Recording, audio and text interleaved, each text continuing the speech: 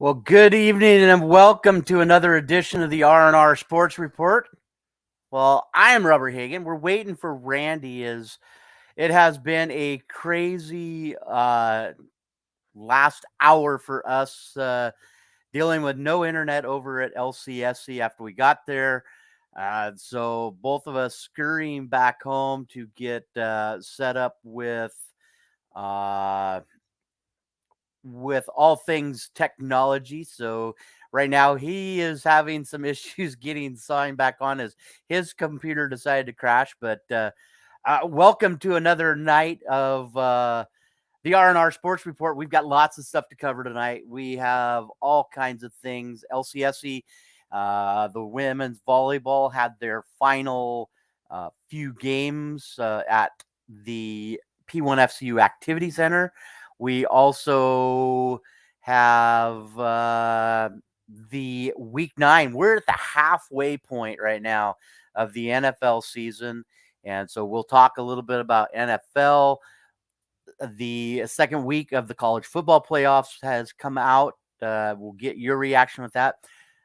Again, week 9 of the power rankings. I was a little shocked with some of the information coming out on the power rankings written by some of our friends. We'll talk about them here in a few minutes.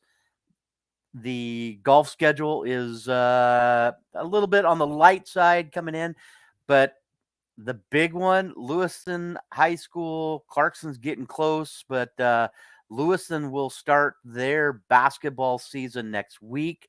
We start talking about all of the fun things that's going to happen with the show back and forth with Randy and I's work schedule based on games. High school football, the Washington side starts their state tournament this week. Idaho is in round number 2, so lots of things going to go on, and we're just looking for a having a busy week as we like it that way, and it's where we're at. So when we have another sports related draft, one of which it kind of goes into the NFL trade season, we will have our sports related draft of the worst contracts in sports history. So that one should be an interesting one. Hopefully you guys can all stick around for it and let us know if we get one of these guys right or wrong. I think I come away with a hands down win this week, but Randy always proves me wrong somewhere. Somebody will get in there and make a choice in that one. We talk a little bit about Clarkston soccer. We will do that. Cross country, LC cross country has been in the news, and first week of Germany games for the NFL. So lots to get through. So we're waiting for Randy again. He is having some technical issues. His computer decided to crash out on him. So he is trying to get logged back in as we speak. So next week, let's talk a little bit about next week. Him and I were talking. Lewiston girls will start their season next week. They will take on Lakeland. It is a Tuesday night game at home. Same with then the following week, Thanksgiving week, November 21st, is the Lewiston girls will host in Lake City. So as we were talking a little bit about it, we're looking at probably doing Monday night, not knowing if we're going to do it during Monday night game, football game, or if we'll do it after. We'll kind of throw that up in the air, but we like the idea. I loved it last week. We talked right after the Monday night football game. I wouldn't mind doing it during the game. Then we can get some reaction from you guys about the game going on. So we will probably be doing that the next couple of weeks. And then it is a full slate. We start that first week of December getting into high school basketball. Clarkston will start things off in kind of a split game. The girls will be on the road at Ridgeline. The boys will be hosting Moscow. So lots of things going on there. Let us know if you're listening, watching. Make sure you can chime in. You can watch this on the R&R Sports Report page, or you can stream it live on YouTube on our YouTube channel. Uh, so make sure you are listening to those. And a couple of thumbs up already. We're ready to go. Chris is here with us. Uh, Larry, going to join us with a lot of things going on in sports today. We always lead off now. This one during the NFL season, we like to talk about the Monday Night Football matchup. We're going to jump over that for a minute. I want Randy's take on what happened with that game last night as the Jets struggled to show up against the Los Angeles Chargers. We'll talk about Zach Wilson, how he looked, how the offensive line looked, and what happened with their defense. So we'll do that here shortly. Some big news here is all of the things going on. Let's talk about the biggest one right after we had our show last week on Monday. Josh McDaniels gets fired again for the second time in his second season, halfway through the point. Josh McDaniels is starting to prove himself as being maybe a good coordinator, but not a guy that can lead this team. Not looking like he is going to be the head coach that everybody thought he could be coming out of that regime, coming out of the Bill Belichick side. He is let go. A lot of money left on the table from owner Mark Davis, and he's still owed a significant chunk of money to not just him, but also John Gruden, and it's close to they're saying close to the $85 million mark as he had just signed that huge contract there. So uh, it's good to see what happened in uh, still working at yet. Restarting again since things aren't. Randy's listening to it. He's struggling trying to get things loaded up. So we'll keep things going here. We'll talk Josh Daniels for another minute. Big surprise is who they named as the interim coach. Uh, New York Giants legend linebacker Antonio Pierce takes over for that team, and you could see the fire of these guys wanting to play for him. Josh Jacobs gets nearly 100 yards, with all of this going on. And with this major change, Pierce taking over, Josh Daniels taking and running the ball a bunch.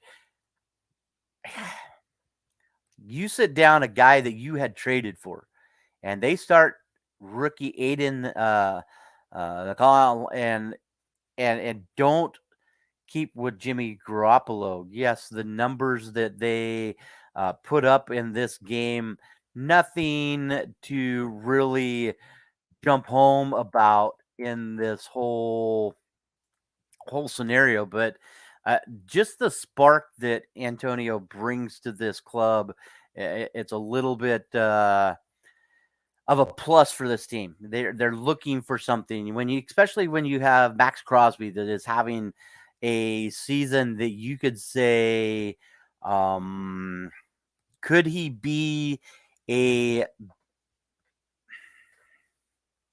could he be an MVP? Yeah, no, he's putting up the numbers that have been extremely impressive. Another 3 sacks this week, sitting in second place with that. Make sure you go and read our power rankings. I talk a little bit about that. Max Crosby now sitting second in that, but Aiden O'Connell, you know, wasn't the biggest spark plug of this team, but he still has 209 yards passing, no sacks. I think that's the biggest thing. Aiden McConnell was able to stay moving in the pocket and keep things going. He does distribute the ball quite a lot in his 16 passes.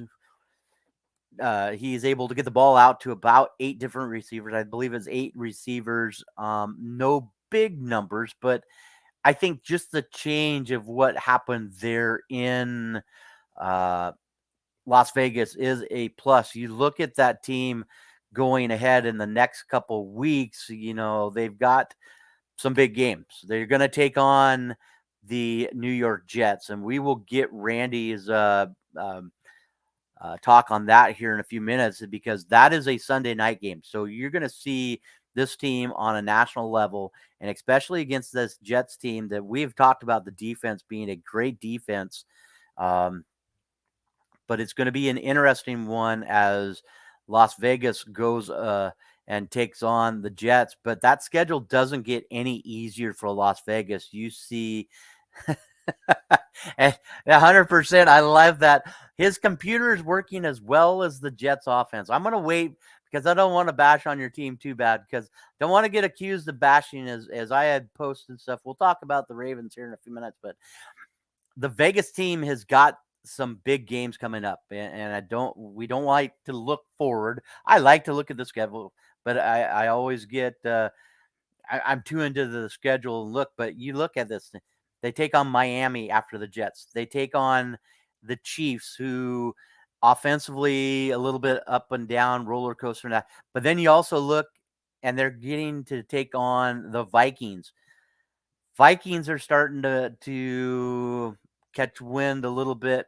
Big move with that one too on Tuesday, signing Josh Dobbs, and Joshua Dobbs. Just crazy to think about the week prior playing for a Arizona team that is wanting to sell off of everything, and them not wanting to start Kyler Murray or any of that. So this team trades him off.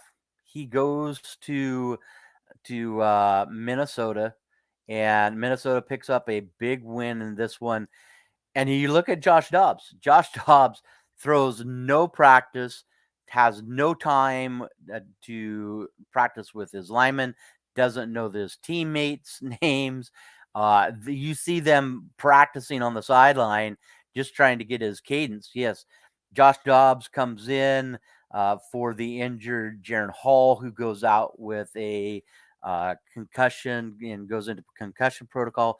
But still, Joshua Dobbs, 20 of 30, 158 yards, 2 touchdowns, and sacked 3 times. But with that being said, this is the first time he was seeing action with this Minnesota team. Minnesota now in the 5-4 in with a record of 5-4 in their and leading right now in their division, or right behind Detroit by 1 game. So this could be getting interesting as Detroit had a bye this past week. So lots going on there. Also, we take a look. There's a lot of injuries that came out of this past week. Cam Akers, torn Achilles. He is done. Daniel Jones of the New York Giants now out for the season, torn ACL. What does this team do as they had um, their whole quarterback roller coaster, Tyrod Taylor on the IR? Daniel Jones is going to be done for the season, but now they lean on Tommy DeVito. So what does Brian Dable do with this team? Saquon Barkley and what that team is, that to the point of seeing as they're sitting 2-7 on the season, uh, are the Giants going to start selling, or what do they do quarterback wise with this team?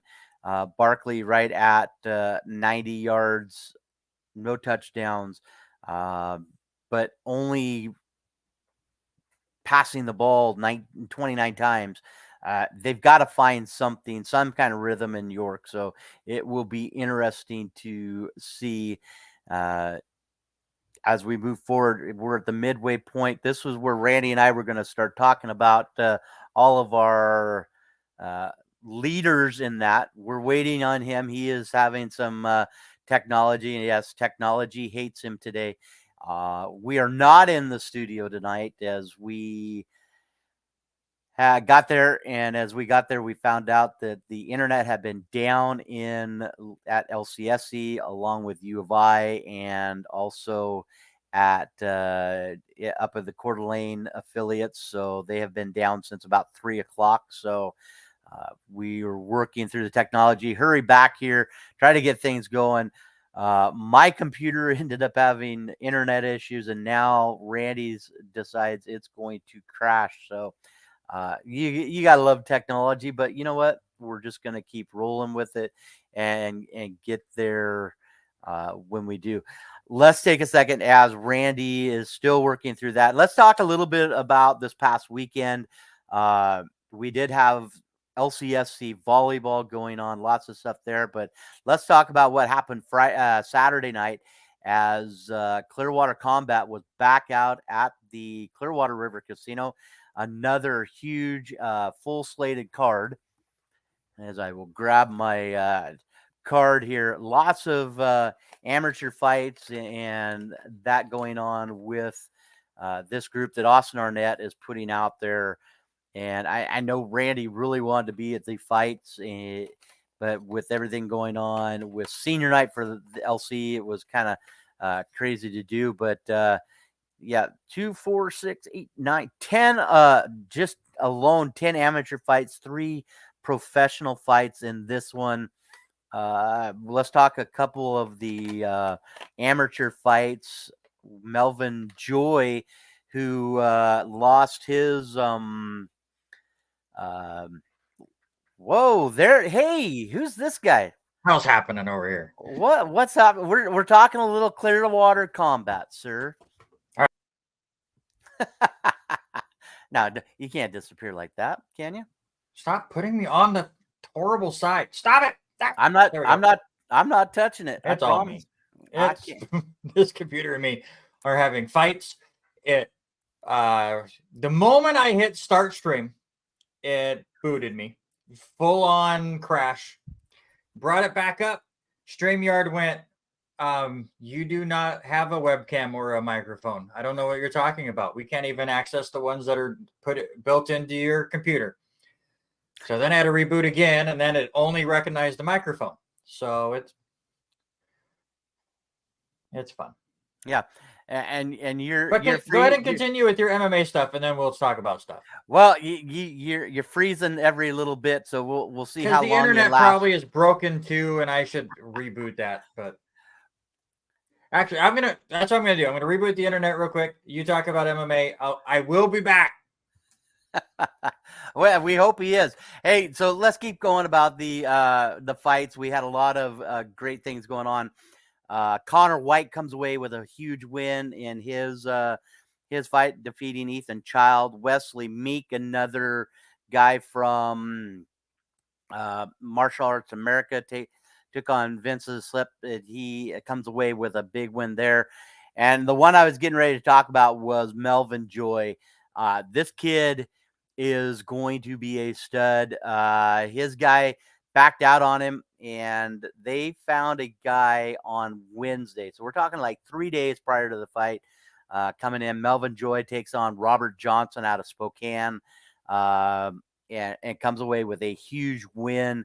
I feel bad for Robert Johnson, as he was one of those guys that come in not knowing a lot about Melvin Joy, but the first 20, 30 seconds was good, a little bit of sparring back and forth, and then Melvin just picks him up and puts him down in the mat pretty hard, and then all of a sudden that match is just totally done. Melvin comes away with a big win, but hats off to Robert Johnson taking this fight last minute. It seems like nobody wants to take on Melvin Joy right now, and he is the guy. But the biggest news, and I hope Randy reads this in the notes, or as he's listening, as he's rebooting, is this was Melvin Joy's last amateur fight. He is turning pro. This is now 4 guys out of that training facility there at Martial Arts America that is turned pro in the last year, and hats off to him. He's going to go a long way. Let's talk about those other fights and pro fights. One of the most anticipated fights is our buddy Dimitri Morales. He was taking on Spokane's Brandon Sly. Brandon had a great showing in the fight up at Quest during the end of June, 1st of July. Had a great fight, and they ended up tying one on here in November, and it was good for the first about 2 minutes. And you could see Dimitri take over and gets a choke out on Brandon Sly. Very, very humble guy, great man. Had a chance to talk with him for a minute after the fight. But then we talk about you talk about Drake Randall. Derek Randall is a stud himself. He is took on Owen Robinette and a very dominant fashion with him. And both of those guys come away with huge wins. Can't wait to see where the next card comes with both of these guys.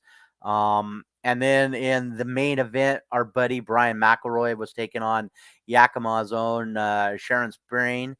And unfortunately, Brian comes away with a loss in the second round as he was in ends up getting in a chokehold and having to tap. So Brian picking up his first loss as a professional. But, this is what these guys grow from. So looking forward to what these guys are turning out and where they're going to be going here shortly with their things.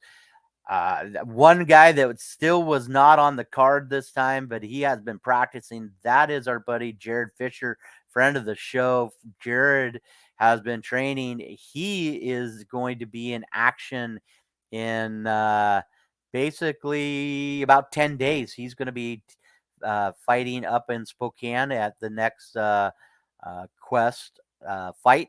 I'm not sure exactly who he is taking on, but it is on November 18th up at the Northern Quest Casino. So if you're looking for another great bout, you can go up and catch some MMA action up in Spokane and watch our buddy from Lewis and Jared Fisher in that one. So, well, Randy, that is all of our MMA stuff that I was planning on covering. He's still not back with us, dealing with some technical issues. It has been one of those nights with all of those. So I guess we're just gonna keep rolling on. Well, I think I see him. Yep, you're on the good side. There, I'm back on the good side. Hi. Gotta love technology, right, sir? Trying to figure out what I can throw that won't break stuff. Well, I just talked about it a minute ago. Melvin Joy is turning professional. This was his last amateur fight. And, our buddy Brian McElroy comes away with a loss this week, but look for him to bounce back. And then in news, we know Jared Fisher will be fighting on November 18th up at Spokane. Awesome. I'm so glad. As I was listening while my phone continued to go in and out trying to watch stuff because nothing is working. Absolutely nothing is working. Yes, I was very disappointed not to be able to go. I think in the end it was smart of me not to do the tickets and do the MMA stuff just for the fact of, the volleyball went to 5 sets and went a bit long, and then I had to do some stuff afterwards. So I would have been stressed out trying to get there and try to watch the stuff. But very glad you were able to go and support those guys, and so glad that a lot of those that have been on the show had a good time and got good victories. Obviously, Brian coming a bit shorter than that one, but he's been so good. He's going to bounce back for sure. So very glad that it continues to grow and continues to be a big event here in the Valley. Yeah, I was going to tell you, I did miss the first three. But one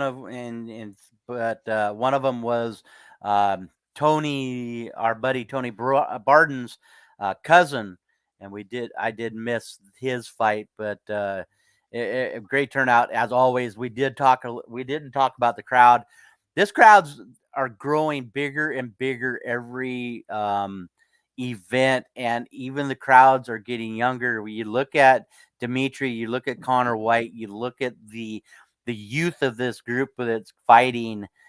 It's attracting a younger crowd. I saw at least 15 of my either past students or current students at the fights. Yeah, absolutely. It's bringing in a bunch of people. It's almost trying to outgrow that area. I mean, when we went to the fights in the spring, it was jam packed, and I'm sure it was out there again here in the fall. So it's been great. Am I freezing again, or are you just standing very still? No, I was just standing very still. Okay, you don't mess with me right now, or this computer. I have a very small window to the world, and this computer, I'm going to try to figure out how to shove it through it. That's where we're at today. That's where we're at. While I'm now in the mood, shall we talk about that wonderful Jets Monday Night Football game? Sure. The big one, LA Chargers come away with a 27-6 beating of your New York Jets. I think the biggest thing for me and my takeaway is how bad that offensive line looked, not giving much time to Zach Wilson. Stop it. It doesn't give enough time. They give him plenty of time. He takes too much time. He stands there forever. Forever. I don't understand how he can look so good and so concise and so quick against a team like Kansas City, who is showing to be one of the best defenses in the league. And Zach Wilson is dropping back, finding his target, going, I'm throwing this ball, and making a good throw. And all of a sudden, 4 weeks later, while the Jets are on a 3-game winning streak, he is going back to 2022 Zach Wilson, where he drops back and goes, and then gets sacked. And then we make fun of we blame the offensive line, which is not good. It's once again piecemeal, as they came into the season as one of the lower ranked offensive lines, and then half of them have been hurt, if not more. And they continue to try to just put something together. So he needs to make faster decisions. Nathaniel Hackett needs to stop whatever horrible game plan we have, where the only time that he's going to run the ball is on first down, and the run is straight up the middle. And then after that, he's going to let Zach Wilson throw it twice. He's going to throw an incompletion and then a dump off, and we're going to punt. That's what the Jets did the entire first half. Breece Hall up the middle for 3 yards, incomplete pass. Now it's 3rd and 7. Zach Wilson either gets sacked or he dumps it off to a tight end, gets 2 yards, and the Jets punt. You talked about it. The Jets do. Zach Wilson does get sacked 8 times. He fumbles the ball 4 times, losing it 3 times. So, should we be worried, especially looking at the schedule? And I know, as much as I like to look at the schedule, I think you guys can handle the Raiders quite well. As that one is in Las Vegas, but then you get a weird team with the Buffalo Bills, who have been so crazily inconsistent, and then you get a red hot Miami Dolphins team that is playing quite well this year. Well, to me, I mean, the Raiders game is very interesting because I know you were talking about Josh McDaniels getting fired, the Raiders playing for the interim head coach and really stepping up. The Jets get them at the perfect time, as they are now coming down from that high of all of the new changes. We see that a lot of times. A team fires their head coach. They bring in a fiery interim guy. They rally the troops. They win their first game, and then they lose 7 straight. So that's what I expect from the Raiders. But again, the Jets have to have an offense. The defense is so good. The fact that Justin Herbert, not to get into fantasy stuff too much, but I needed 8 points in a fantasy league from Justin Herbert, and I did not win. From a starting quarterback on a team that easily won their football game because they could not move the ball. You saying that? Yeah. But I'm just saying, so going back to it, so that Raiders game is interesting. I apologize to the nation that is on Sunday Night Football. They need to flex this stuff out already. The Jets are not an enjoyable watch. They're fun. Like, if you're a fan, the defense is great to watch as they swarm the ball, but these games are brutal. Monday night was rough. I'm so glad I didn't watch a lot of the Jets Giants because that seemed like it was worse. But that is a winnable game. Buffalo, like you said, very interesting because they're not playing up to their level. but they're now going to be looking for revenge because the Jets beat them in the opening week. That one's tough. Miami, as we've talked about, is struggling against teams that are really top notch. Jets are not at that level, so you would think the Dolphins can handle them. And then you start going down the schedule. Falcons is winnable. You would have thought the Texans were winnable, which CJ Stroud is unbelievable now. There's a few winnable games in there. The Jets can probably get to 6, 7, 8 wins. But unless they fix something strategically offensively, they're not going to go anywhere. And I know a lot of people want to focus just on Zach Wilson. It's not just Zach Wilson. It's also partially the offensive line, though I think you get on them a bit too hard. Most of those sacks were either Zach Wilson holding the ball too long or the game plan from Nathaniel Hackett just being too over the top and trying to get plays that take too long to develop. And they need to run the ball better. Dalvin Cook wanted to get traded because he's not touching the ball. He's still not touching the ball. Like, you should have Zach Wilson under center, and then the whole pro setup where you have Cook and Hall out there on the field at the same time. And then you can toss either way, run one up the middle, dump off passes to them, try to get them more involved. Because the game plan right now is absolutely horrendous. Alan Lazard has not been the number 2 wide receiver that I think Jets fans were hoping for. And this would not be so frustrating. We just go, well, the Jets just suck. But this defense legit is top 5 in the league. And our buddy David Dufenberg, who's taken my spot on the show before, is a Chargers fan, and we were messaging back and forth. I joked with him when they had the punt return in the first quarter that was going to be enough points to beat the Jets. It was. And also, he told me that if the Jets just had the 27th best offense, they would go to the Super Bowl. And he might not be wrong, but the Jets are nowhere near the 27th best offense in the NFL. And you say it, and not to take anything away, but let's talk 1 second about your defense. You said it. Your defense held the Chargers to 191 total yards. Like you said, Justin Herbert not putting up the numbers he did.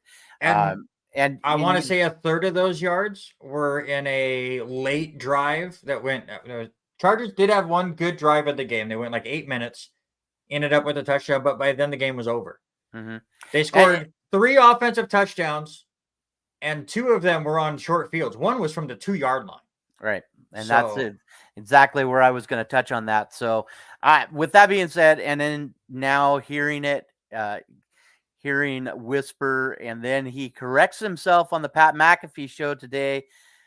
Are you shocked that Aaron Rodgers said, well, I'll give me a few weeks and I'll be back? I know he was trying to just talk to the guy. With a buddy. That's the thing. He talked with Pat McAfee today a little bit about that. He was joking with his buddy. But could you seriously see him back in maybe week 14, 15, 16? Who knows? The joke is always week 16 against Washington because it's Christmas Eve. And that's the whole joke, the Christmas miracle. And that's where he's going to go. The way the Jets are playing, they're not going to be in it by December 24th. And then, of course, you're not going to risk Aaron Rodgers. He's out there throwing 55-yard passes now before the game. It's really awesome to see, and it does rally the troops. Obviously, any Rodgers haters out there are just going to think it's a publicity stunt, but it was working for New York. They won 3 straight games while playing not so great offensively. So again, I apologize for anyone that has to watch Sunday Night Football. Yeah. So one last thing I talked about it, and I said their names a minute ago, but Joey Bosa, another 2.5 sacks. Yes. Khalil Mack, another 2 sacks. The Chargers have a great defense. They have a great front defense. Their cornerbacks are brutal, which is why I think a lot of people were thinking, well, maybe the Jets can finally get things going, which would have been possible if Zach Wilson would have just thrown the ball. Again, I mean, there's a ton of sacks, but I think not First Take, but Get Up on ESPN with Mike Greenberg had a great stat where if Zach Wilson got rid of the ball within 3 seconds or whatever, he had like an 85% completion percentage. Like, he was on point, fantastic, got the ball out, just there's my first read, release it, be confident. 0 sacks. Mm-hmm. After 3 seconds, his completion percentage completely plummets. He got sacked 8 times, and They just need to set it up super simple. Drop, like, get the ball, throw it to Garrett Wilson. Get the ball, do a screen. Just you have one read. If you don't have that read, run something, or just one read and a check down. To just make it super simple for Zach Wilson right now. There's no, you're not going to have somebody else come in. You are stuck with Zach Wilson for the year unless Aaron Rodgers miraculously comes back. So we'll see. I want to bounce on the Chargers, though. As you said, the front seven was really, really good. They have now won 2 games in a row after losing to 2 good teams with Dallas and Kansas City. Now they get a couple of other really tough games going forward. They get the Lions. Anytime you go to Lambeau, that can be difficult, even though the Packers have not been as good as they have been in the past. And then they play your Ravens. So that's 3 pretty solid defenses that Herbert has to go through with the broken finger on his non-throwing hand. Where do you look for the Chargers right now? Are they a contender, a pretender? 4-4 puts them right in that mix, but that offense is really good and the front seven is really good. I think they could easily maybe sneak up into the playoffs. Do I think that they have any chance of pushing up into that AFC West, pushing Kansas City away? I don't think so, especially with the numbers from Kansas City being down a little bit. Kelsey, no yards, no points in fantasy looks. Patrick Mahomes has not looked 100%. Do I think that they could put a little pressure? Yeah, I think so, but it's going to be a tough schedule for this, like you were saying, this Chargers team going against the Lions, the Packers, then the Ravens. You look at, should be able to beat the Broncos, should be able to beat the Patriots, should be able to beat the Raiders. I think the best they go for the next, month till after Christmas time is maybe splitting 3-3. Yeah, it's not going to be good enough to make the playoffs with how tough that league is, how tough the AFC North is. All right. I'm pretty sure right now they still have all 4 teams in the playoffs, right? I think the Jets could have messed that up if they would have won. They would have passed the Bengals and the Browns and knocked the Bengals out for right now. But the AFC North is extremely tough, and all of them are right up there right now. I was going to say right now, as it is, number 1 is Kansas City, number 2, Baltimore, Jacksonville, Miami, Pittsburgh, Cleveland, Cincinnati. So all your wild cards are the AFC North. Yeah, and that is showing that Buffalo is not in the playoffs. I don't think the Jets are going to be there, but the Jets right now would not make the playoffs. Houston is a sneaky team all of a sudden to try to be a contender, and then you have the Chargers too. So there's a lot of teams halfway through this season that still feel like legit that they have a playoff chance. So for the Chargers, going even the rest of the way is not going to get it done. Let's go ahead and do our weekly awards, and let's start with the offense. And who do you got? Yeah, for me, I almost wanted to go homerish, but there's a dude that put up more numbers and another rookie. Who would have you have went offensively homerish? Homerish? Well, Yeah. Keaton, you've got Keaton, what's his last name? Mitchell. 9 carries, 138 yards, huge. That's decent. Number. It's decent. Yeah, he had a good one. But for me, it has to be the other rookie. You just said that team, Houston. CJ Stroud looked like a beast this last weekend. 30 of 42, 470 yards and 5 touchdowns. That game was absolutely insane with Tampa Bay. It looked like Baker Mayfield was going to pull off the crazy comeback. And 46 seconds left.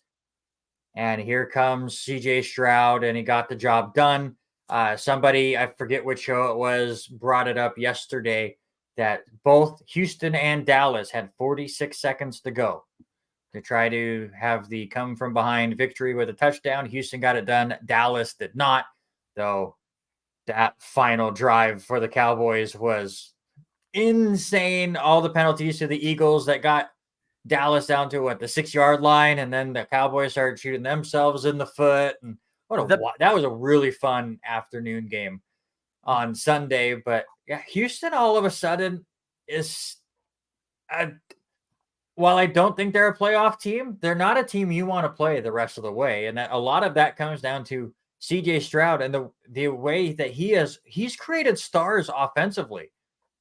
Like there are wide receivers on that team that with any other quarterback would just be also Rams. And all of a sudden they're putting up these ridiculous numbers. And a lot of that is with Stroud and a lot of the time to go. I think I put it in our power rankings notes that, right now it looks like CJ Stroud is the best from this rookie class, but we can't assume halfway through 1 year that Bryce Young is not going to be successful either. He is struggling a bit more than Stroud, but man, he is so fun to watch. Yeah, he's been quite entertaining. But to touch on really quick, one thing you did say, you talked about the last few minutes of the Dallas game, Philadelphia game. Listen, the last 4 minutes of that game was absolutely garbage management by Nick Sirianni. I'm sorry, you've got to have a little bit better game plan, especially you're already up. Why are you doing some crazy run and managing the clock? That's the other part of it. I think you learned a little bit after this one, a little bit too close for comfort, especially with Dak Prescott running out of bounds accidentally on the 2-point conversion. This could have been a totally different looking 30 seconds to that game. Yeah, again, I apologize for who said it, and I don't want to steal somebody's line. But somebody said that, football is a game of inches, and the Cowboys Eagles game was the exact example why. Mm-hmm. I want to say it was the Rich Eisen show, and one of his guys was talking about it. But just a wild game for sure. By the way, the only team to beat the Eagles this year, New York Jets. It's the only thing we can talk about positively right now. It's been great. My offensive player of the week, you took the obvious one. I almost went Josh Dobbs just because he tried to ruin my perfect week until the Jets offense continued to help with that. But I went Joe Burrow. I got to watch a little bit of this while we bowled on Sunday. He looked really good against Buffalo, and he is fully back. The AFC needs to watch out. Burrow, 31 of 44, 348, and a couple of touchdowns. Bengals have won 4 straight now. They would make the playoffs, even though they're last in their division as it stands.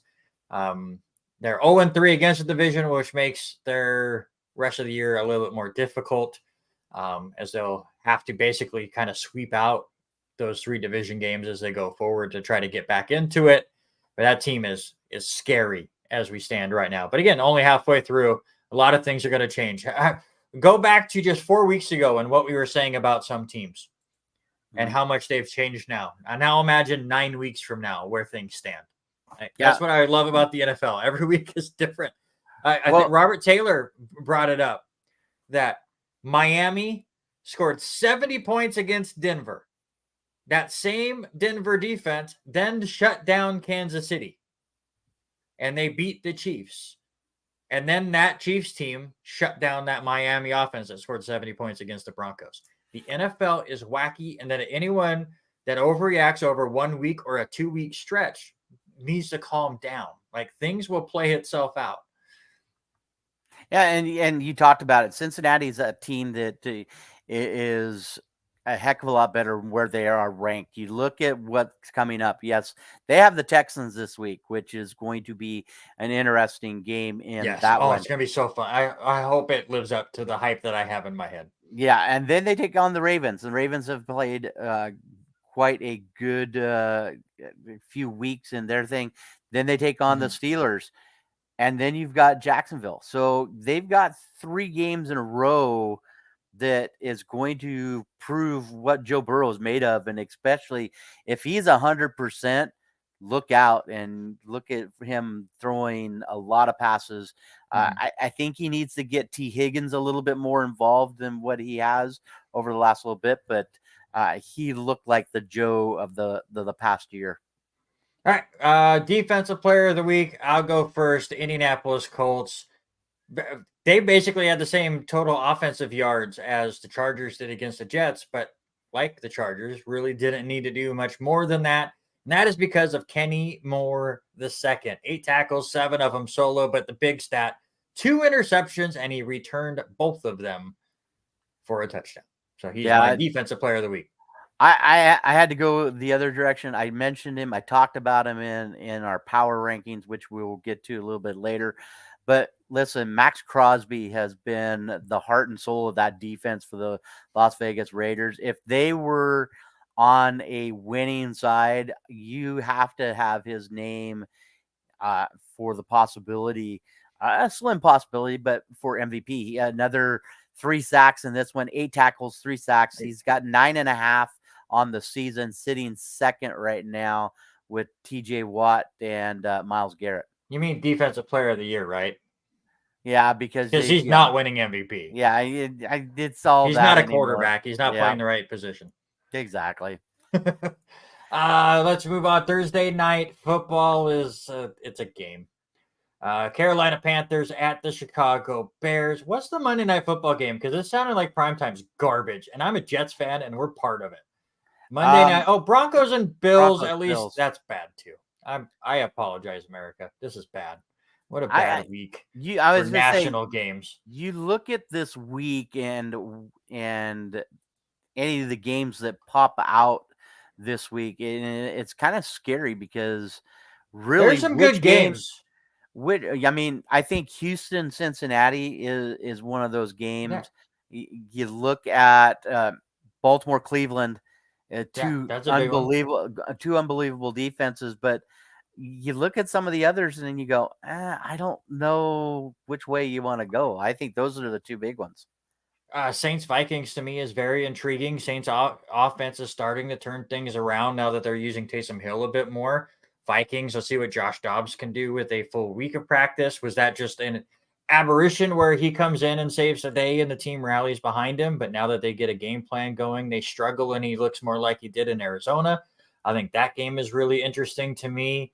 Um, let's go with the people that live around here. The Commanders and Seahawks is a very interesting game. I talk I about an offense that has been extremely good. Washington has been sneaky good right now, and Seattle. You look at their fan base. I mean, Chris mentioned it earlier, where I think Seahawks fans are acting like Jets fans, where they are upset with the way the offense is going. Kenneth Walker really struggled over the weekend. He didn't get a ton of work. Geno Smith is not. I mean, in 2024, is Geno Smith going to win the comeback player of the year again because he fell back to mediocrity this year? I don't know. I mean, I still don't know how that award works anymore. But to me, that those are two teams that in a weaker NFC can really contend. So that one is good. The Lions and Chargers, as you mentioned, was earlier, is really good. 49ers and Jaguars both coming off a bye week. Both trying to hang in there. 49ers trying to snap their 3-game losing streak. There's a lot of really good games, just none of them are on primetime. See, and I think the biggest thing, and I've tried not to, and yes, I did make a post the other day where are all the Seahawk fans, and I wasn't trying to bash on anybody, but I did get a few personal texts that say, stop talking. I wasn't bashing on them. Here's the thing, that team just felt like they forgot to get on the plane. And I think that's going to light some fire, especially under Kenneth Walker.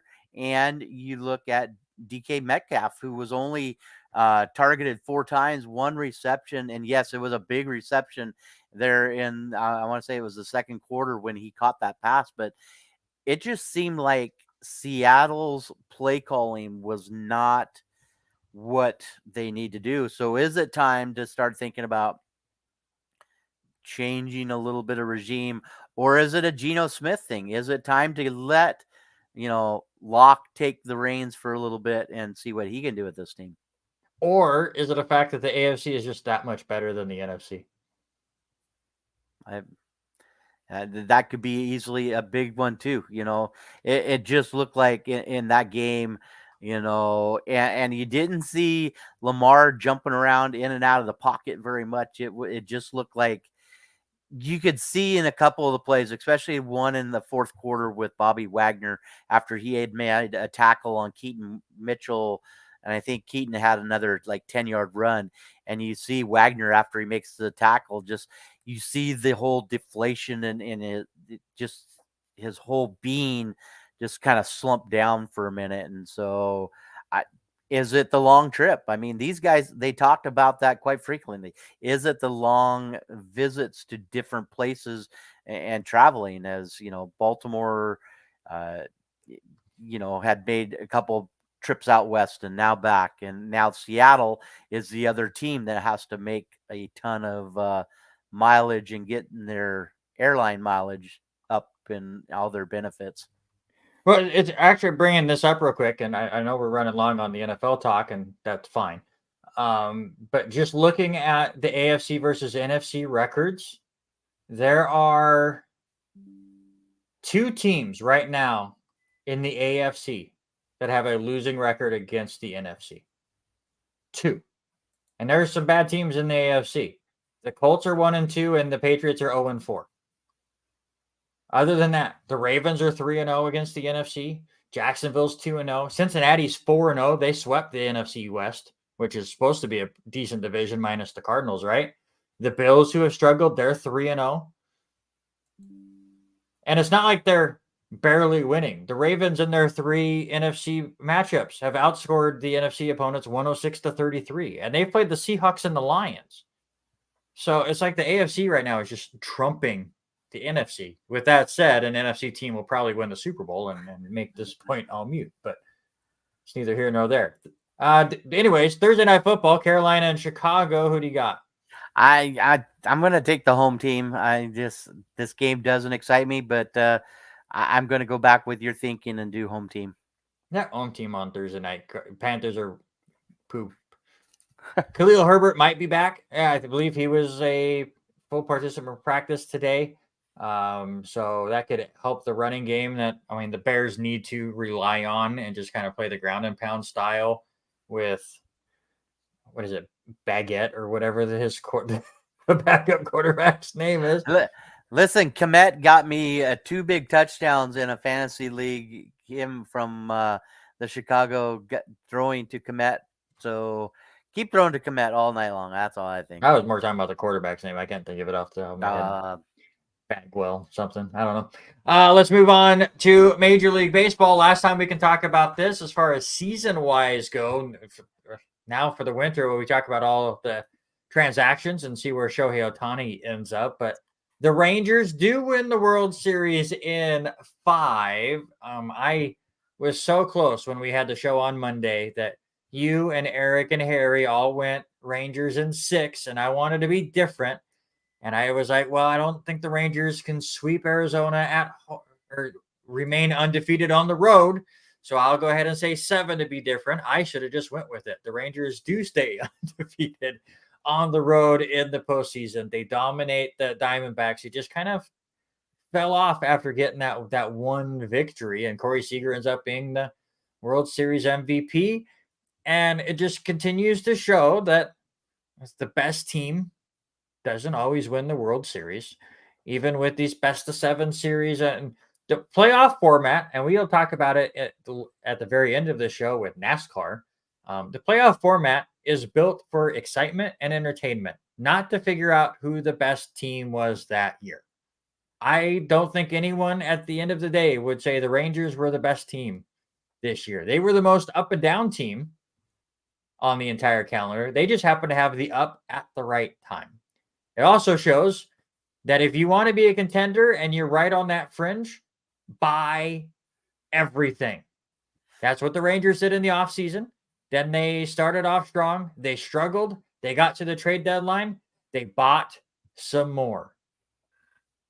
So for those teams, Seattle Mariners, New York Yankees right now, just spend, just buy, just trade. Who cares about your prospects? Don't care about your future. You can fix it later. Get out there, win a World Series. What do you think of the Rangers this year, and how do you rank them as a World Series champion? Yeah, we talked about it, and I wasn't on board with this team. I didn't think they were going to make the playoffs. They made things quite interesting at the very end of the season, coming down to that 3-horse race in the AL West. And we talked about it.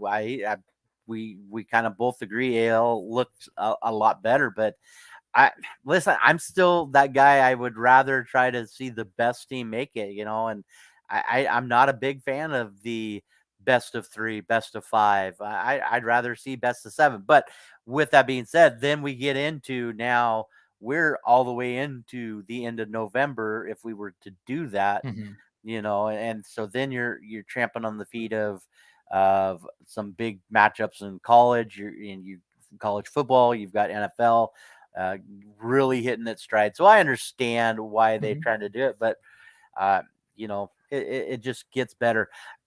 First championship in 63 years. Now that list looks at what is there 5 teams now that are I think left it's 4. that have not won a championship, and I think the No, you're right. It's 5. Seattle Mariners, I want to say 1977. I think they're sitting second with San Diego being first now, right? For what? Winning a championship, right? I Well, they've forget. never won a championship, so that's So that's what I'm saying. That have yeah. not yet won a Yeah. championship. Mariners, Padres, Rays, Brewers, and Rockies Yeah. have never won a World Series. So yeah, maybe this next year is our year. Maybe it is the year of the Well, Mariners. you are the only team that has never reached a World Series. You are correct, sir. There is also that. A little disappointing that it did end up being the Rangers and Diamondbacks, and it did show in the ratings. It's one of the lower rated World Series, at least in a very long time, if not ever. Obviously, you lose some of the bigger fan bases there, and just the marquee matchup does not bring in the casual viewers, which is disappointing because I think the rule changes that Major League Baseball made during the season really brought back some of those casual viewers, and you saw ratings go up, you saw attendance go up, and the World Series kind of marked it back down. So we'll see what happens again. The offseason is going to be fun, and we will see what crazy trades we're going to get. We're going to see some of these free agents move, but we're already kind of in the silly season with managers going everywhere. And the one that blew my mind was yesterday. You see, I started seeing reports on Twitter that Craig Counsell was leaving Milwaukee to go to another Major League Baseball team. So then all of the speculation on my Twitter is he going to the Yankees? Is he going to the Dodgers?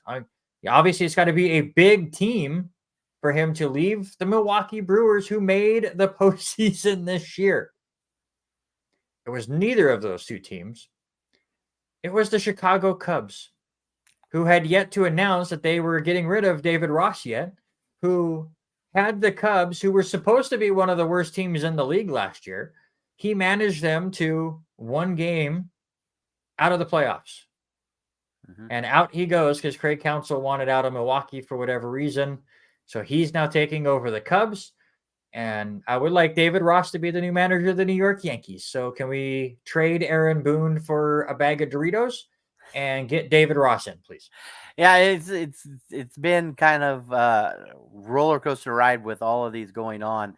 The other one that really got me in is the Cleveland signing with Stephen Vaught, as he's going to be the manager there, and then what is San Diego going to do with Bob Melvin moving on away?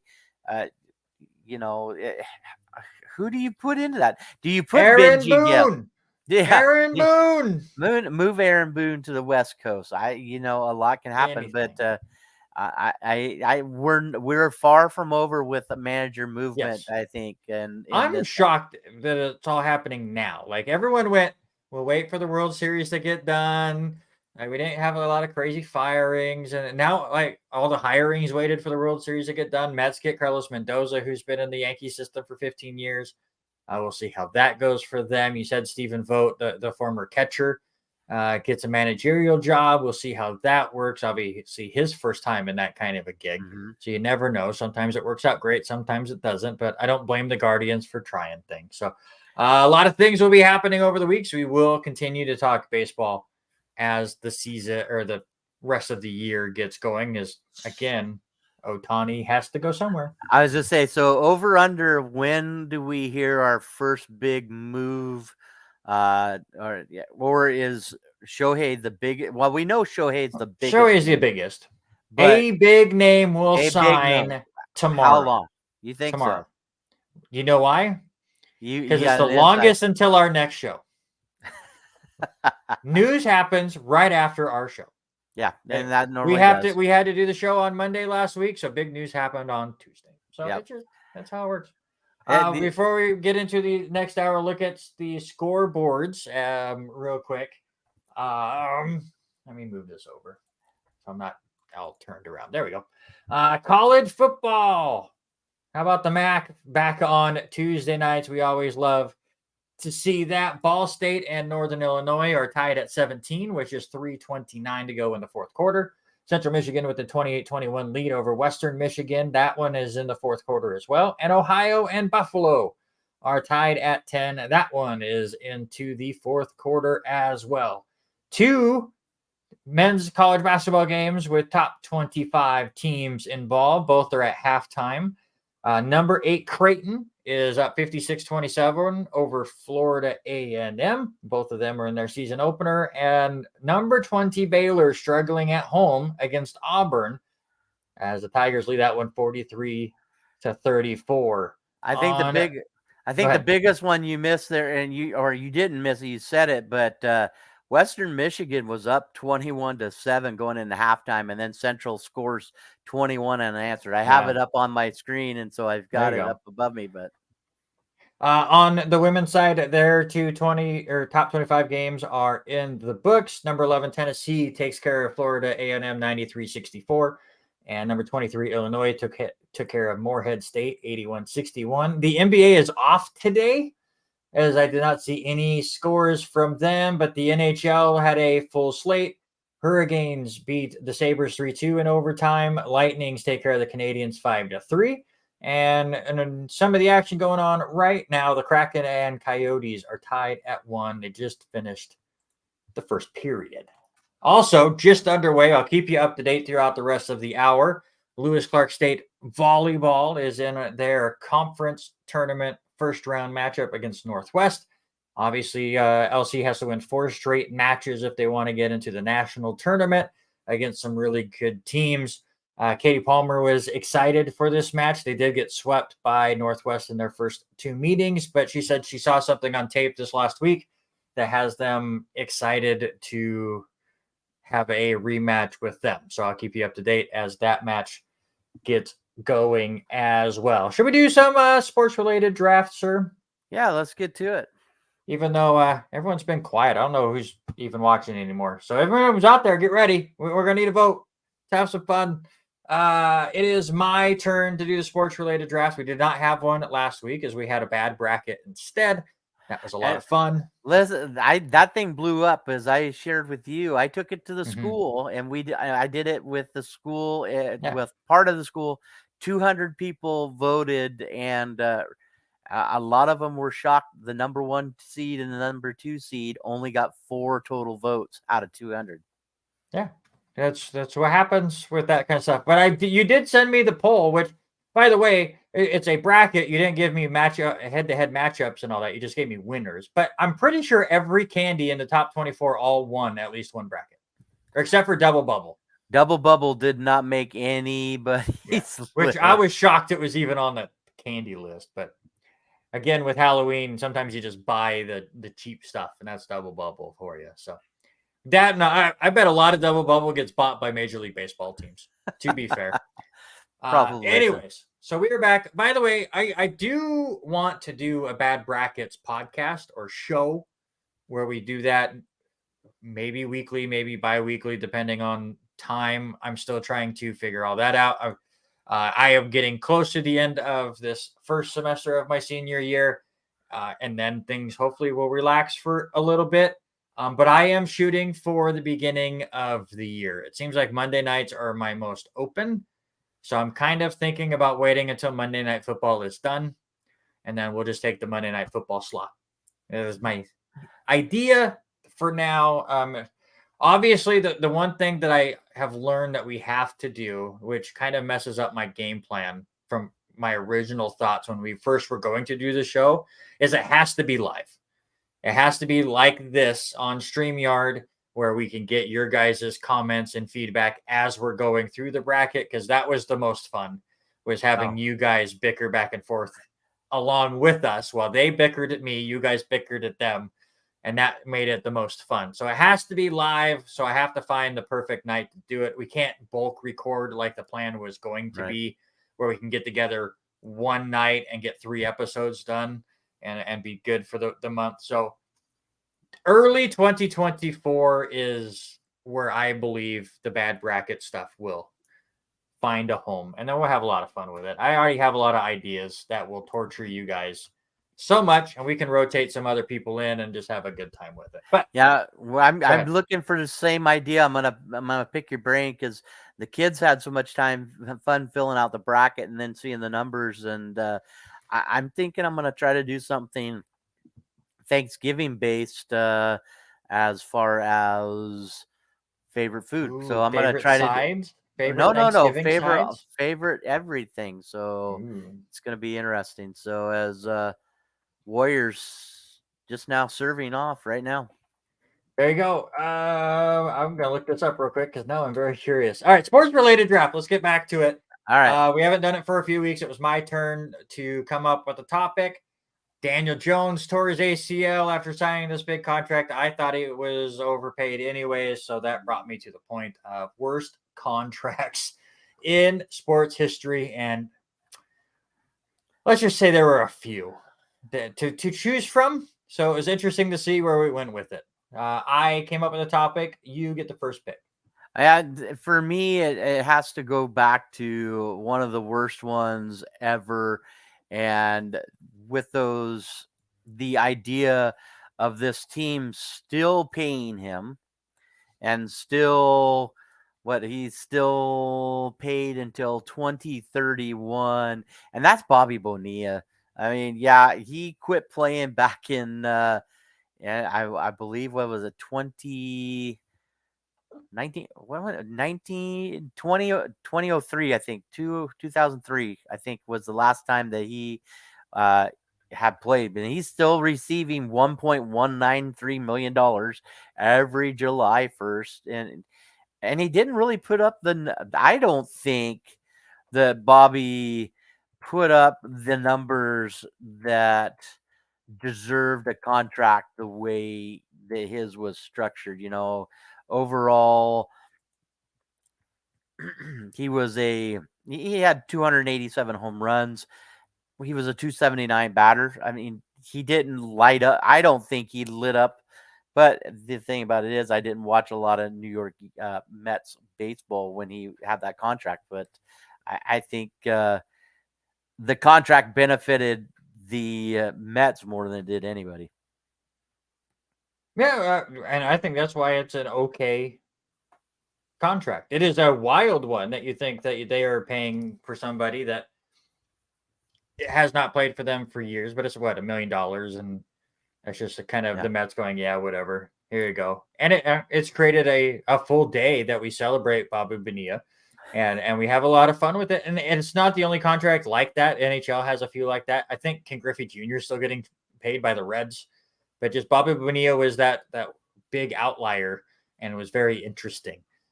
So while I do agree it was not a great contract when you look at it and you're paying somebody to do absolutely nothing, it's kind of created a world of its own. For me, my very first pick completely went performance based, and I do wish our buddy Denny Grubb was hanging out with us tonight. I wanted to get his thoughts on this, but how about Chris Davis? He signed a 7-year, $161 million contract before the 2016 season. This was after a year where he was fine. He had 47 home runs, which was the main thing, but he only hit 262, and he struck out 208 times, and he was not great. And he gets all of that money and got progressively worse every year. He had one season out of his last 5 where he had more than 100 hits. And that was the following year after his contract. He had 125 hits. 38 of them were home runs. Then he had 98, then 79. In 2019, he had 55 hits for the entire year. And then in 2020, where he only played a little bit, he had 6 hits out of 52 at-bats. No home runs, only 3 doubles. It's a horrible contract just because nothing came from it afterwards. So there you go. That's my first pick. But I mean, Chris Jones did have such a Chris great up. Davis. Or that's what I meant. Chris Davis had such an up uh, stat line going into that contract that was kind of a no brainer for that team to No, he did. He just had a pay lot of them. home runs. He hit it Yeah, 220. He was not a good hitter. he was the power guy that they thought was going to be. For me, the next one, and when I was thinking about it, it reminded me so much when this guy went back to play in the Kingdom, and even in at Safeco when it was there, all the money out. But it's got to be Alex Rodriguez too, besides Bobby Bonilla. But Alex Rodriguez uh, taking that big 10-year, 252 million. A contract what the biggest contract to ever happen, and then he only plays 3 years in Texas. You know, he put up um, some okay numbers, but that's when all the allegations started coming out from him being juiced, and then he moves on into New York, which granted he played in New York more years, so as his numbers are going to reflect it a little bit more as having a little bit lower batting average. But he hit almost double the amount of home runs in 12 years than he did in Texas. So, but for Texas to unload that much money for a guy and only hold on to him for 3 years, a little shocking. Yeah, but they get a bunch of stuff for that trade, and the Yankees end up winning a World Series from it. I think Texas ended up being just fine. The Yankees were fine, and then the Yankees resigned him, and it was whatever. Again, I don't think this was one of the worst contracts ever. It was astonishing how much he got, especially with all the steroid stuff that was going on and all the possibilities with it. But he still produced, and I think that makes his contract okay. Mine could have been number one altogether. And honestly, if you ask him, which somebody has, he wouldn't disagree with you.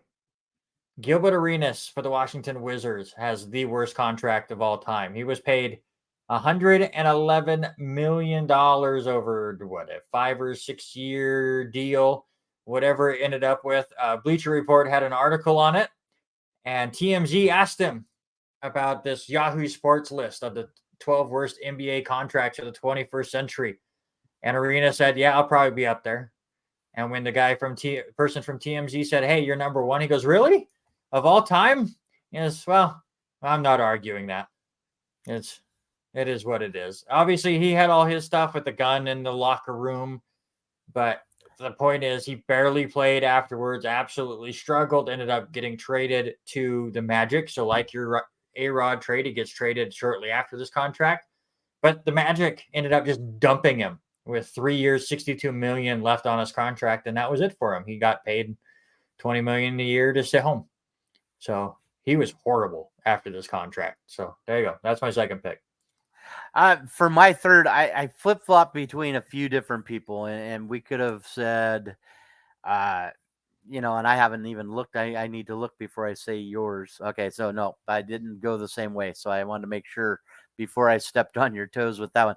I could have went a couple different ways. There's some football contracts that really stood out with some stuff that teams did silly. One of which was the whole Ricky Williams going to New Orleans. The other one, Ryan Leaf, who ends up being a huge flop for the Chargers. But I'm going to go with a guy that ends up winning the Sugar Bowl with the Louisiana, the LSU Tigers, and I'm going Jamarcus Russell. This guy ends up signing a 6-year, $68 million deal to basically go 7 of 18 in his career as a starter. A guy that fought his weight, but ended up constantly. I don't think he was well accepted by coach Lane Kiffin. Lane did not want to sign him whatsoever. Al Davis at that time was still alive and was still trying to get a big push in there, and Al wanted him on the team. And I think you could see that there was a lot of animosity with this goes, but he ended up having his weight problem and didn't play quite well. And it got to the point where over his 3 years that he played for the Raiders, it broke down to he ended up making $5 million a year per win and $2 million a year based on touchdown passes. He just did not produce the way he should have. 18 total touchdowns in 3 years, where he went 7 of 18 in his starting role as a professional quarterback at the National Football League level. Yeah, I mean, that would definitely be on the biggest NFL draft bust, and I think we've done that draft before. Mm-hmm. But again, there's been a lot of bad contracts from draft picks. So I think you're a little bit off the mark here, and why I think I got this in the bag. But my last pick is another one that this one is sadder to pick because it was all injury based. But Steven Strasburg of the Washington Nationals goes out and is the MVP of the World Series in 2019. He came off a big 18-win year and gets a huge contract from them. I've lost her. 7-year, $245 million contract for Strasburg. And then he made 8 starts over 3 years. And in baseball, all that money's guaranteed. So the Nationals will be paying him dozens of millions of dollars a year to not play baseball. And again, this one hurts a bit because it is not because he lost talent. It's just that's a lot of money for an injury. A player that had a lot of injuries in his career, a very injury prone. That was the word I was looking for. Player in Steven Strasburg. The Nationals went all in on him and completely went broke. And it was rough to see. I was always a Strasburg fan. By the way, just to show you how realistic the MLB The Show video game is, I have been trying to rebuild the Washington Nationals in my franchise. I got them to the World Series. I am now 1-1 against the Texas Rangers, who made the World Series. To show you again how realistic it was. But in game 1 of the World Series, Strasburg made it to the second batter and got injured for the rest of the year. That's so. There you go. There you go. So that is our sports related draft. Let us know who won in the comments below. Again, this is for the worst contract in sports history. Robert's team is Bobby Bonilla, Alex Rodriguez, and Jamarcus Russell. And for me, it's Chris Davis of the Baltimore Orioles, Gilbert Arenas, and Steven Strasburg. So let us know in the comments who had the better draft. Update for the LC Warriors. They are trailing 13-6 in the opening set against Northwest. And it's all on errors. 8 errors right now for the Warriors. 5 of them are on Forgash Aguilar, who also has all 3 kills for LC. Northwest has 1 kill so far, but is winning here halfway through the opening set. We'll keep you updated through that, and that gets us right into the local events. And Clarkston soccer is made it to state. Yeah, Clarkston soccer left today and headed towards. They're playing over in Fife tomorrow, 5:00 kick. It's going to be a tough matchup with this one. 15 seed for the Bantams. They're going to have to make a big push, and they're going to have to jump out quick with that one. We'll try to keep you posted on the R&R Sports Report page tomorrow. Real quick, Harry missed a recap. I messaged him so he can get a vote in on this. Worst contract in sports history, Harry. Robert's team is Bobby Bonilla, Alex Rodriguez, and Jamarcus Russell. My team is Chris Davis of the Baltimore Orioles, Gilbert Arenas, and Steven Strasburg. And didn't Clarkston swimming make it to state too? They did make it to the state. I'm not 100% where they are at. Let me look that up really quick. I think they leave tomorrow, if I'm not mistaken here. While you look at that up, look at some LC news. Congratulations to both cross-country teams. They both finished third at the Cascade Conference Championship. They both earned at-large bids. So the men make it for the 20th straight year. The women make it for the 23rd straight year in that conference championship. Brooklyn Shell finished 9th. Geraldine Correa finished 11th. And Kobe Wessels of Lewiston finished in 7th in the men's race. Harry, you can leave. Now, Harry does pick Robert 2-1, which I don't understand. But. Cheers. He's a Ravens fan. Must be. Okay, he must not. He needs to go back and listen to the explanations of these contracts. But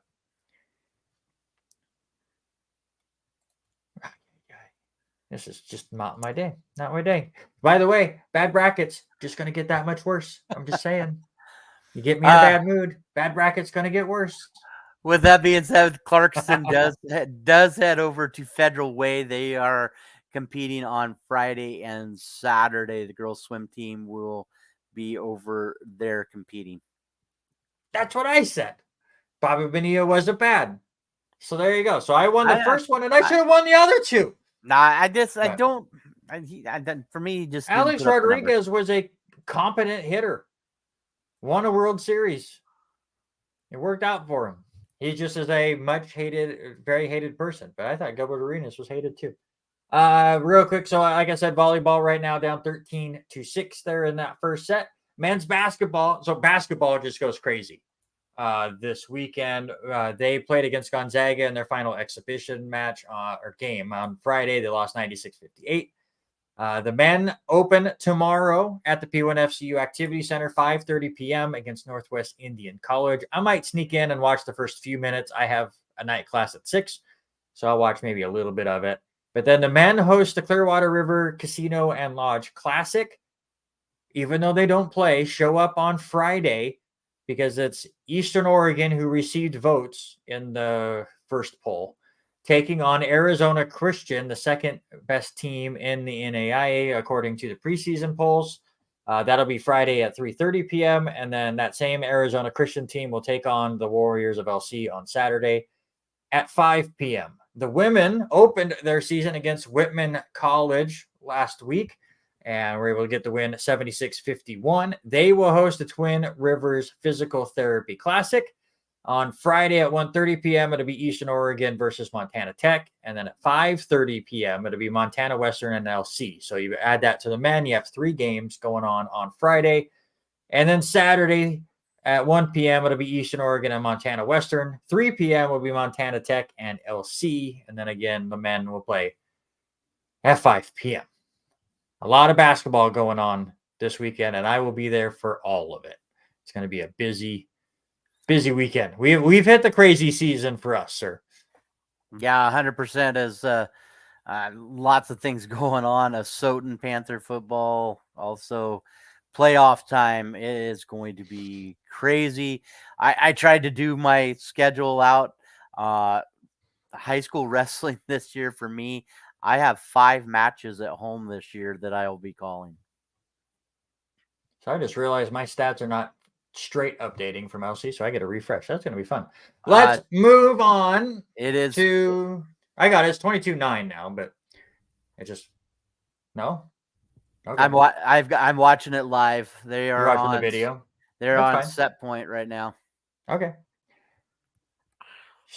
Okay, so they lost the set point. You are the worst viewer of stuff and not being distracted from the show. I am very Let's move on to the NFL Power Rankings. Yes, you ready to get your beef out of the way? Yes, I have major beef with this one, and it took all I could do to put my team where I wanted it to. Mm-hmm. But listen, tell me the other 9 teams ahead of whoever had Baltimore number 10 in their picks. So the person that had Baltimore 10th in their ranking had the Eagles 1. Can't fully disagree there, right? No, I cannot disagree with that one. The 49ers 2. Mm-mm. Kansas City 3. I'm The, okay with that one. the Chargers 4. No. Oh my God. Who? The Buffalo Bills 5. We're circling the wagons, Kennedy. Way to go. Is this Kennedy that put the The Ravens at Dolphins 10? 6, the Bengals 7, the Lions 8, the Jaguars 9, and then the Ravens 10. It is Kennedy, which really messed up some of our rankings as she was unable to do it for a few weeks. She hops back in and drops Baltimore, even though they dominated Seattle last week. It made me laugh when I put it in. I saw that when I'm reading it with a student today, and we're talking about it, and I was showing him where he can find it, and we were looking at it, and I'm like, who put Baltimore with 10 at the lowest? I want to know exactly who. To be fair, and he's not here to defend himself, one Eric Watkins has Baltimore 7th. Everyone else Interesting. has Baltimore in the top 3. Harry has them 3rd. Chris, you, and Sean have them at 2nd. And Zach and I actually have them number 1 in our power ranking. So you can't even be mad at me. I didn't think it The was purple you. around me right now is for the Ravens for this moment. I didn't think it was you. I just it was shocking because I struggled with the idea and in of having them between 2 and 3, just behind Kansas City. And for me, my pick was Philadelphia, and then I was back and forth just because of the how Mahomes and the team has played over the last couple of weeks. The offense has looked a little on the sluggish side, and that's why I went that way. And with Baltimore's defense, another interception by Geno Stone, and them just flying around against the Seahawks, and that was the deciding factor up to bump them up to 2nd for me. Yeah, it's going to be interesting to see things go, and that's why we have 8 voices that put their rankings in there. And again, appreciate everybody for helping out. Harry had a lot of stuff going on, but he was still nice enough to get his rankings in. I went ahead and got the blurbs done for him, but I appreciate him at least getting his rankings in. So I you have a I weird did face. I did the Seahawks dirty. Chris No, Picard. I think the Raven he meant Okay. the Ravens did Seattle dirty. I looked at the rankings for the Seahawks and everyone was pretty similar. By the way, Eric, who had them 7th, had the Eagles 1, Chiefs 2, Dolphins 3, 49ers 4, Bills 5, which I'm still shocked that people have the Bills so high. Bengals 6, and then your Ravens. So that's where he is at. Give me your personal top 5.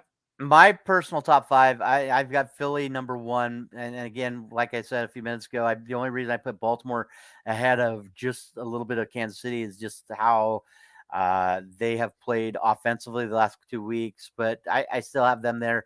Miami has continued to do good, and I bumped Cincinnati way up. I think I had the Bengals last week. I'm trying to remember where I had them last week. I had them 10 last week. I move them all the way up to 5 this week in a big move, and I dropped Seattle down. I mean, I didn't drop them a ton because I still think they have a great team.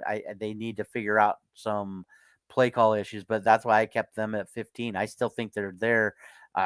For me, though, I think one of the bigger movers for me was dropping Buffalo all the way down to number 10. Yeah, I actually dropped them even farther. Sean and I have Buffalo at the worst at 13. I just am starting to not believe in this team.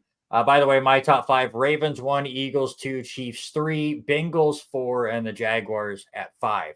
Out of all 8 rankers, nobody's personal top 5 were in our final top 5, which kind of just shows the different ranges that everyone has. Even Harry, the other Bills fan we have in our rankings, had them drop down to 8. And I think that's a fair ranking. I might be a little low, but that's the fun of it. We're halfway through, and as I said in the first hour, we still don't know where teams are, and that's the fun of power rankings, is they could be completely flopped within 4 weeks, and different teams will be moving up and down. So your team right now is 3rd because of the help of Eric and Kennedy dropping them down. The Bills, since we have a Bills fan here, they are 9th in our power ranking. Eric and Kennedy still had them 5th. Harry was 8, Chris was 9, you were 10, Zach was 11, and then Sean and I had them at 13th. For the Seahawks, we were pretty even there. They are tied with the Steelers in 12th place. Harry and Chris were the highest on them at 11. I am with Sean at 12. Zach's at 13. You, Mr. Hagan, and Kennedy had him at 15, and Eric had them 17th. And then I was actually the lowest on the New York Jets in this week's power rankings. Harry and Kennedy were the highest at 13. Zach had them 15th. Eric and Robert had them 16th. Sean and Chris were at 17, and I have the Jets at 18. So no homerism from me, but maybe just pessimism from a normal Jets fan. Look at some of your biggest movers. Just give me a quick thought on each of these. Minnesota moves up 4.5 spots. They were tied for 20th. They go all the way up to 16th. I think the big move having Josh Dobbs come in and them trying to find somebody that's going to finish out the season. Him not playing one snap at all just shows what these guys are going to jump on their, his team supporting him, and that young coaching staff there is just a unbelievable coaching staff. They could come down to earth really hard, though. Yes. Cincinnati moves up 3.5 spots. We had them tied for 9th. They moved up to 6. We've already talked about the Bengals. We can move on there. Indianapolis moves up 3 spots from 22 to 19. Any belief in Gardner Minshew the rest of the way? I don't think there's much Gardner Minshew or Jonathan Taylor in this one. I'm shocked to see them even moving a ton. Well, they won, and there's other teams that lost. By the way, I could get through like the first 8 and the bottom 7 or 8 really quick in my power rankings, and then it takes me 30 minutes to do the rest. And I mix and match and move around. But the top I can figure out pretty easy. The bottom, and then it's like 20 teams of just who knows. Packers also move up 3 spots basically because they won. They moved from 27 to 24. The Rams dropped 5 spots from 18 to 23. Are they in trouble? I think they could easily be in trouble now. The run game a little questionable. The injury to I am drawing a blank to quarterback Matt Stafford is a huge thing with this team. They got to get Cooper Kupp more involved. It just didn't look like that was the case this week. Look at your biggest ranking spreads, and I just need to get to the point where I get Chris and Kennedy on the show and let them yell at each other. Chargers, a 17 spot split. Kennedy has them 4th, which I think is too high. Chris has them 21st, which I think is a bit low. I actually am the only other one person that has the Chargers in my top 10. I have them 9th. You're down there with Chris at 17th. So what are you not buying in the Chargers? And they've got to be consistent. That's my biggest thing with this one. Staley and the play calling, they've got to find something that is constant all the time. Now, highly impressed with what Khalil Mack did and Joey Bosa with that defense. It is starting to step up. If this defense continues to play the way they are, they'll be moving up mine quite quickly. Houston Texans have a 16 spot split. Chris has them all the way up to 13th. Kennedy, I don't know what she's doing. She has them 29th. Is she not watching CJ Stroud? I am up there with Chris at 16. You're up there as well as 18th. Harry has the Texans still in the 20s at 21, but nowhere near where Kennedy has. Hey, Jets beat the Eagles. Name the other team that has been able to say that this year. Chris? Thank you. That's my only argument. The Jets are not good. Cleveland is as an 11 spot split. Chris and Sean have them all the way up at 7th. Kennedy as low as 18th. We're all over the board there. You have them 9th. I have them 11th. I'm unsure about Cleveland, to be 100% honest. Colts have an 11 spot splits, as do the Titans. Any other power ranking spots really stand out to you? Yeah, like I said, the main one for me is seeing how low some of our people have Cleveland. Cleveland, number 1 defense in the NFL right now, and we still have Chris and Sean at 7, but seeing Kennedy have them so far down, I think it's just a matter of time. And I think now that we'll see them, and it's going to be an interesting game this week. It's going to be Baltimore and Cleveland.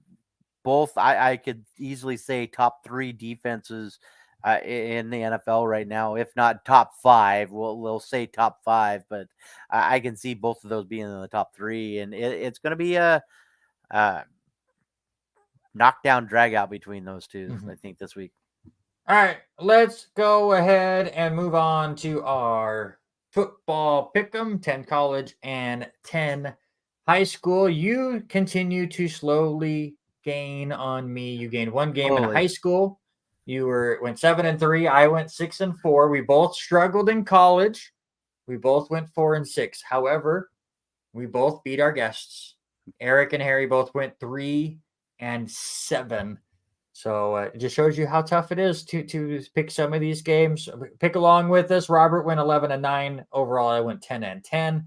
So right now, my lead is down to 6, and we are running out of time for high school picks. We have 2 more weeks left of Idaho. We have, 4 weeks left? 3. Or is it just 3 rounds for Washington? So we'll see. We'll see how it all goes. I thought there were 16 teams in these brackets. Some of them are short. Like so there's 4 weeks. 2B, so the 2B and 2A, those smaller ones are a little crazy. Yeah, there's 16 teams. Pomeroy is a 7 seed. Nacelle is a 10. That's a 16-team bracket. So 4 weeks of Clarkson. However, there's not going to be 10 games the final week. So yeah, and then it's all college until we get to the bowl. So I have a 6-game lead. See if Hagen can close the gap. This is the same gap we have in NFL, right? But flipped.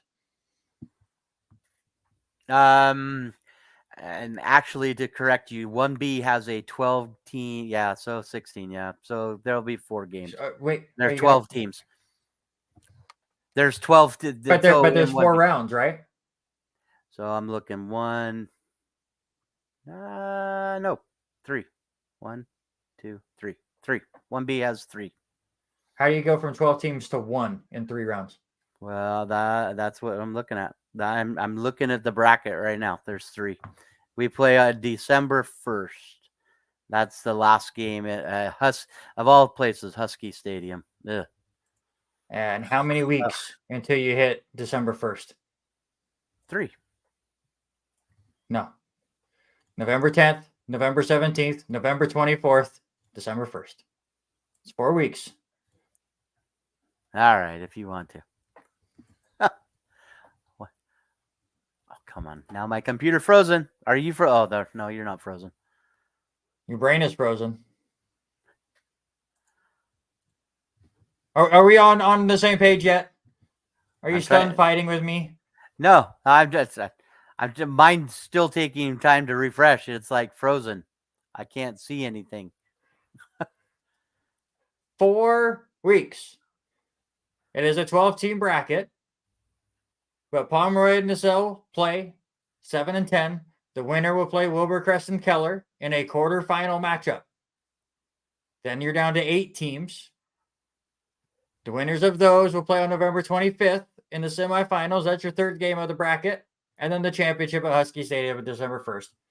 4 games. All right. 4. Do you know how I can count to 4? Because the Jets with your toes after only 4 plays. So they go 3 and out, and on the 4th play they punt.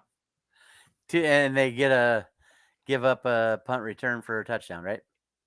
This Clarkson math system is just brutal. Absolutely brutal. All right, let's move on. Let's get these high school games out of the way. All right. We have 20 minutes left because we spent 7 minutes for you to prove me right again and then say I disagree with you over and over and then have no argument. Let's do Idaho State tournaments first. We'll do 1 game in each sector. How about that?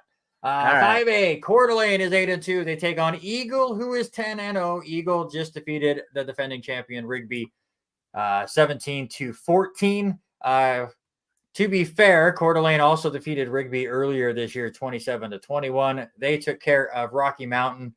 I saw a score on Friday when we were at volleyball that set a different score, but the final was actually 24-8 Coeur d'Alene.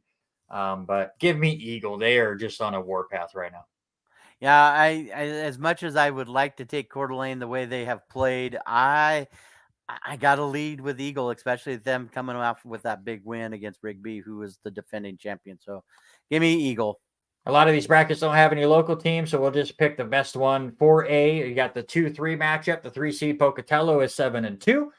They took care of Sandpoint 44-23. Bishop Kelly's the 2 seed. They are 11-0. They took care of Emmett 28-7, and Bishop Kelly has won all but one of their 11 games by over 20 points. Give me Bishop Kelly. Yeah, Bishop Kelly is quite dominant in this one. I think they've only allowed, if I remember right, like 120 total points. So I'm going to take Bishop Kelly. In 3A, the 3 seed is it Teton, I guess is how you'd say that. They're 9-1. They took care of Buell 41-28. The second seed is Homedale. They're 10-0. They took care of Snake River 28-0. And Homedale has held their final 6 opponents to a total of 28 points. Give me Homedale. Yeah, Homedale all day long. Home team. I think this one is going to blow Teton totally out of the water. In 2A action, the 3 seed is Westside. They are 7-2. They took care of Aberdeen 34-8. The second seed is North Fremont. They're 8-1. They beat Bear Lake 54-6. Give me North Fremont in this one. This one was the one I was back and forth with whether I wanted to go with Westside just because of some homerism in that one. But I think North Fremont's going to come away and barely win this one over Westside. Class 1A Division 1. Logos is undefeated. They're 9-0. They defeated Murtaugh 60-26. Butte County is 9-1. They defeated Valley 52-20. For Butte County, their only loss was against Kendrick, who is ridiculously good, and they kept it competitive. They lost 50-28. Again, for Kendrick, that's a competitive game. Logos, in their 9 games, has scored 534 points. It's absolutely insane, but this is the first time Logos has made it to the semifinals. I think the stage a bit too big for them. This is not a neutral site game. This is not at the Kibbe Dome. This is at Butte County. So give me the home team and give me Butte County. And I hate to say it because I love Logos. Yeah, Logos has been quite well, and they've been coached up by this new regime there. I like Logos. I'm going to take them there. I think they stay on the high and end up winning this game to make it towards the semifinals. In Class 1A Division 2, it's Kendrick. They are 8-0. They're taking on Hagerman, who's 9-2. Hagerman pulled the upset last week against Mullen, 54-12, but Mullen seems to always lose in their opening round after getting a bye. And Kendrick, in a rematch of last year's state championship game, beat Dietrich 90-0 at the Kibbe Dome. It's Kendrick all day long. Go Tigers. Yeah, Kendrick's gonna. They should repeat 100%. I watched part of this game with my buddy Ben Levitt at school the other day. 48-0 at the end of the first quarter against Dietrich, and quite dominant. Brutal. And you could see Coach Zane Hobart kind of took his foot off the gas a little bit at the end, but it's going to be Kendrick in this one. By the way, I did not mention these, but if you want to watch them, I'm sure they're on NFHS Network or Idaho Sports possibly will have access to them. But I mean, both you have to pay. It's state tournaments. But if you would like to watch, Coeur d'Alene and Eagle is at Friday at 7 p.m. So is Pocatello and Bishop Kelly. Westside and North Fremont is Friday at 6 p.m., as is Logos and Butte County.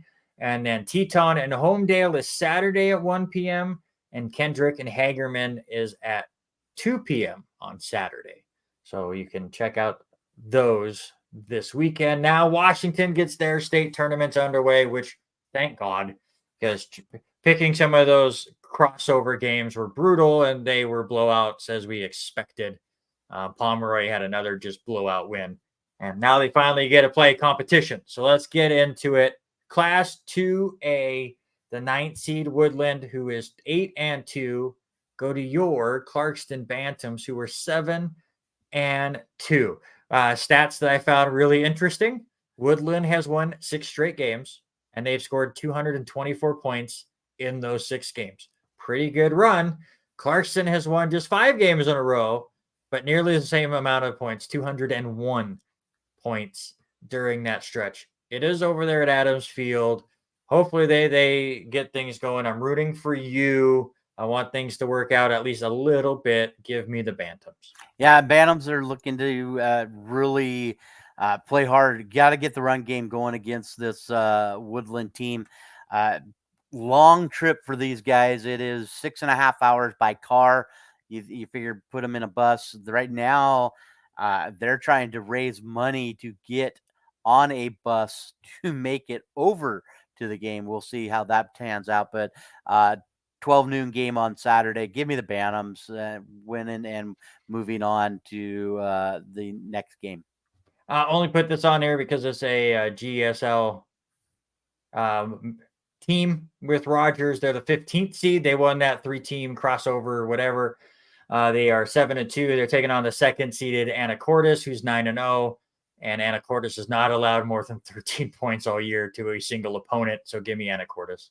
Yeah, Anacortes is going to run away with this one. And that top side of the bracket in the 2A, it just looks monstrous. And it is going to be a tough road if you've got to go through that whole thing. As you looked at Tumwater ends up being the number 1 seed, Anacortes number 2, Enumclaw number 3. It's going to be a tough road, but Anacortes is going to run all over Rogers. By the way, I just switched over to the Northwest LC game. I'm glad it's on YouTube where it's free. There's no audio on this thing. I was curious if they had play-by-play. They don't even have any in-game audio, which is just disappointing. Just shows you how good LC has it with our whole setup and me. 100%. Or the opposite. I'm sure people got really tired of my voice doing the live stream where you can watch it, and I'm also doing the radio stream, so I have to bring up every beat. Had to have been annoying. So I apologize to anybody that had to listen through that this year. But I had fun. Get to the 2B now, and this is a cool one for me, at least. Obviously, I do suck. It's true. It's very true. 100%. But I've called games for Asotin, and obviously we know Jim Holman, and that's really cool. They're the 9th seed. They went 7-2, but the 8th seed Riverview, who's 9-1, as a player on that team, who Tim Eckert's son is on that squad. We've known Tim for many, many years, so very, very cool. Yeah, somebody messages Denny Grubb, so Megan has to stick around. Denny doesn't come on our show if there's no Major League Baseball going on. He only shows up during the summer. That's the Denny Grubb time. But yeah, really cool kind of personal note here for that Friday at 7 p.m. for this contest. This is at Colfax, right? Is that what I saw? No, it's in Kennewick. Kennewick. I just knew it was in a different spot. Yep, in Kennewick. But Riverview outscored Liberty and is it Kittitas?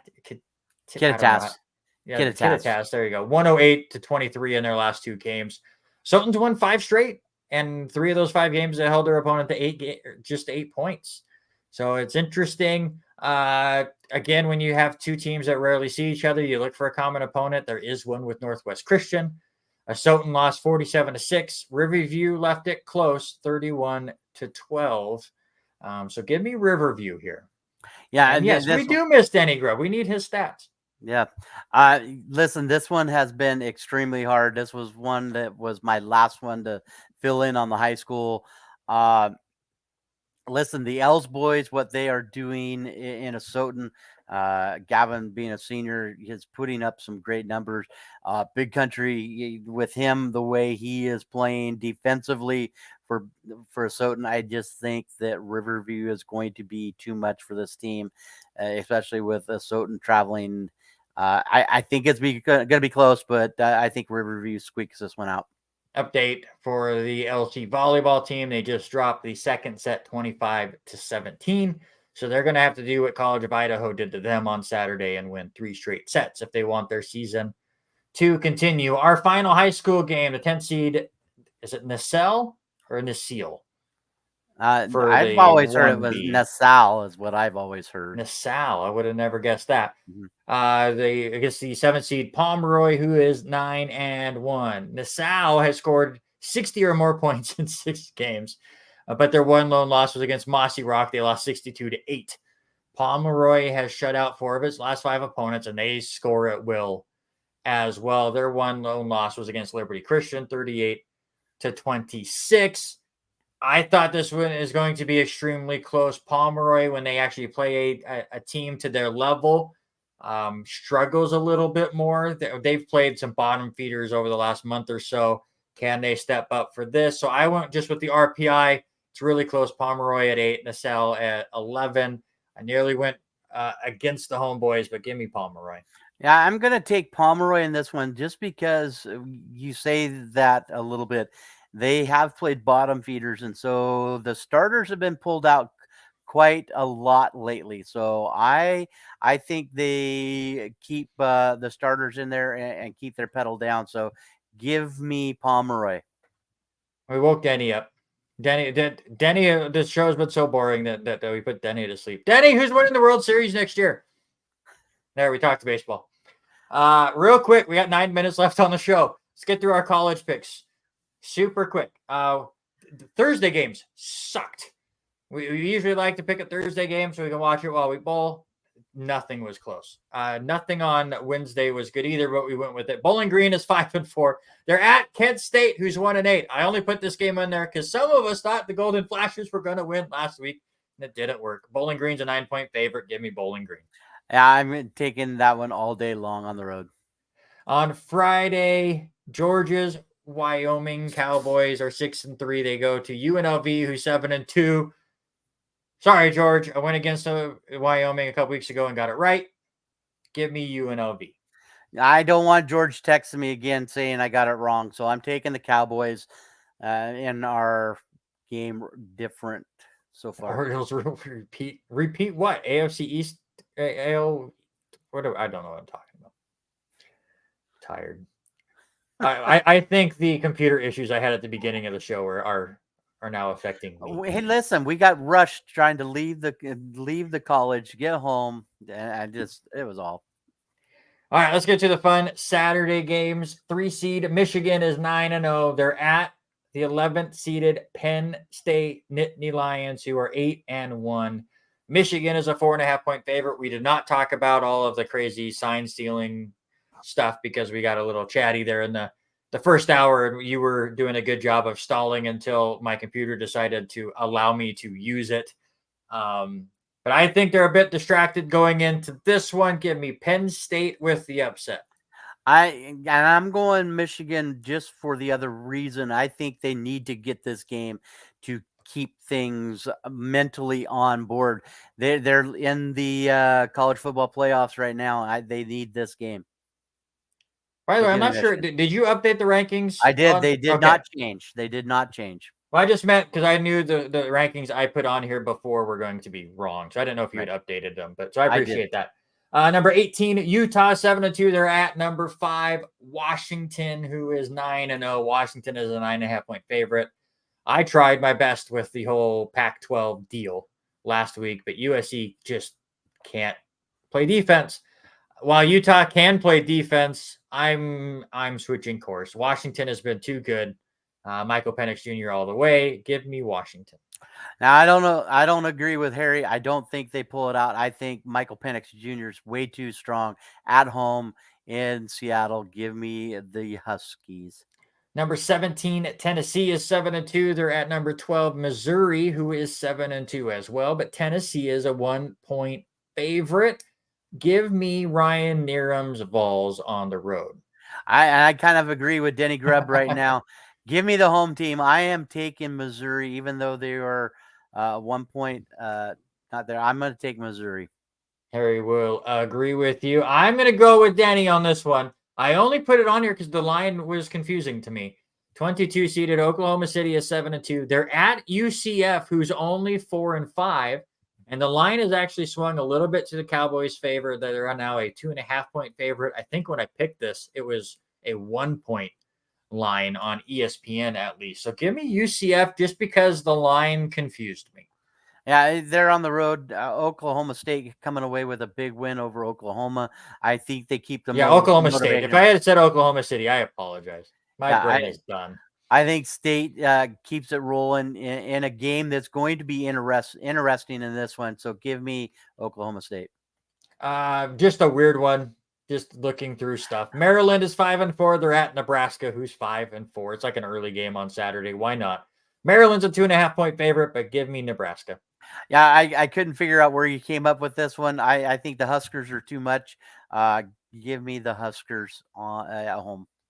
Usually when I'm missing like a game or two, I'll just go through the entire FBS and just look for close lines. And that one popped up. This one, the line has moved as well. Washington State, who's 4-5. They're at California, who is 3-6. This was a pick'em when I put it on the board yesterday. Now California, 1-point favorite. Washington State has completely imploded. Give me the Bears. Now, I'm going to throw this out there, and I want your opinion of it, and I will keep it very quick. I'm going to take the Cougars. This is after hearing from somebody that I work with, think that there is a rumor mill going around that Dickert has been offered another job. The players have heard about it, and so the Cougars are playing under their potential. But I'm going to take the Cougars. Who would want Dickert? What has he done? That's what I'd like to know. That's why I wanted your opinion on it, but we don't have time for that. So give me the Cougars. For sure. By the way, we had somebody message about no Big Sky picks last week. It was because Idaho was playing a garbage team. So here's two Big Sky team or matchups for you. Idaho is 7-2. They're at Weber State, who's 4-5. Idaho did not look great against Northern Colorado, but did come away with a win. So give me Idaho. Yeah, thank you to Mary Shannon, who is a huge Big Sky fan. She let us know we need to put a few more Vandal games or a few more Big Sky games. Give me Idaho. They're just still rolling in the top 5 of the Big Sky.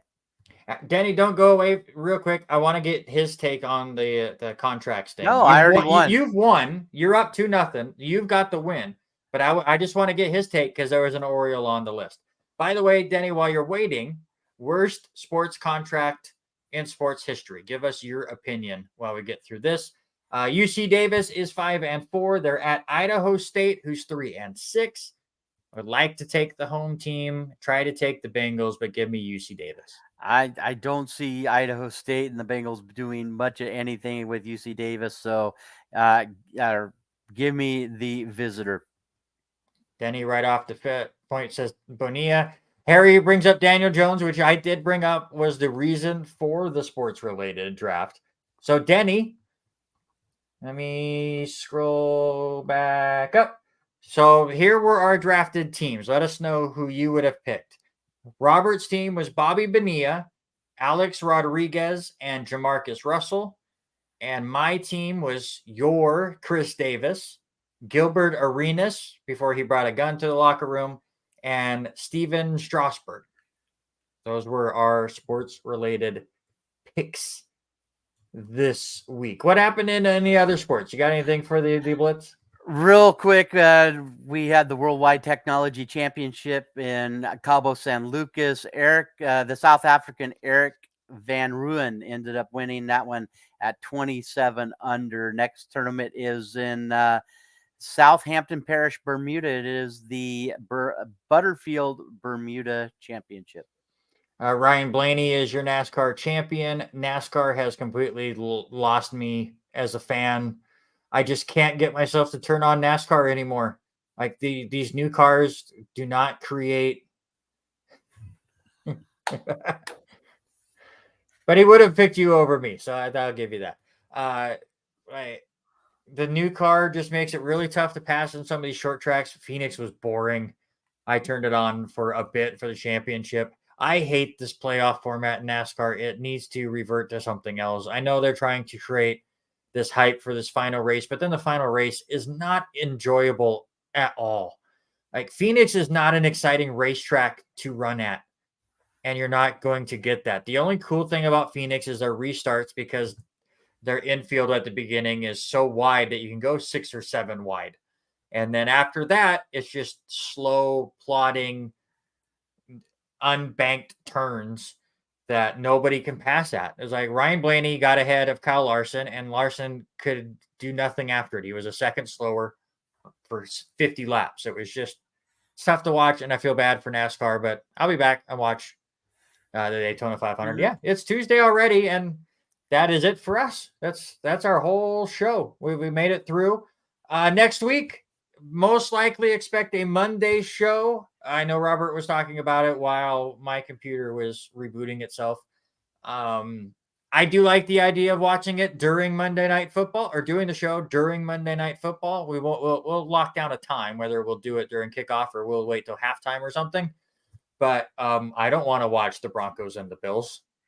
So I know that'll mean Harry will not really be around as much for the actual show while the Bills are playing. Maybe he'll hop on afterwards, but we will do a full show on Monday because, again, Lewiston girls basketball starts their season on Tuesday, which means I'll be doing play-by-play for them over the next 2 Tuesdays, actually. Nice scheduling by them. So Monday night show the next 2 weeks, most likely during Monday Night Football. More details to come on the R&R Sports Report Facebook page. You'll be here for Bills basketball. You need something. They need to score points. So there you go. We'll be back Monday. Check out. We'll have the official time. We'll post it at some point. Our NFL picks will be out Thursday morning, as well as all of our high school and college picks and everything else that Robert puts in there. He'll only put Clarkson and Soton stuff because he only cares about his radio duties, according to some people.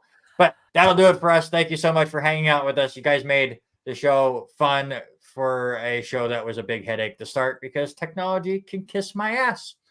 But until then, that's Robert. I'm Randy. This is the R&R Sports Report, and we are